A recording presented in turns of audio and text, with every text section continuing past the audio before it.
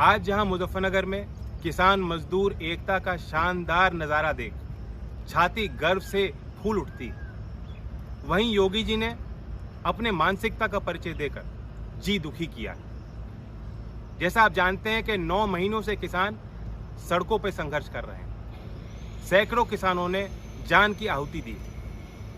आज ये समूचे किसान वर्ग के लिए आत्मसम्मान और वजूद की लड़ाई बन चुकी।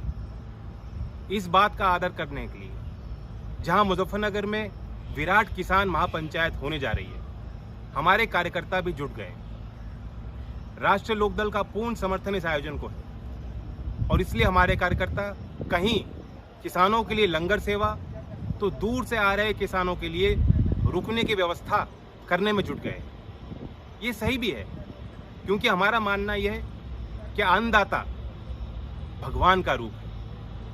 हमने निर्णय लिया कि हेलीकॉप्टर का प्रयोग कर आज इस महापंचायत में जुटे किसानों पर हम आसमान से पुष्प की वर्षा करवाएंगे और इस माध्यम से अपने भाव को उचित तरीके से व्यक्त करेंगे। लेकिन ये बात सरकार को नहीं भाई। कल पूरा दिन योगी जी हमें घुमाते रहे।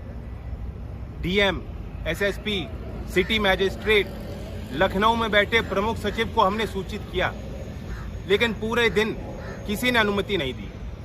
देर रात को अधिकारियों ने हमें ये लिखित में दिया और अनुमति निरस्त कर दी, जिस कारण से यहां से हेलीकॉप्टर उड़ान नहीं भर पा रहा।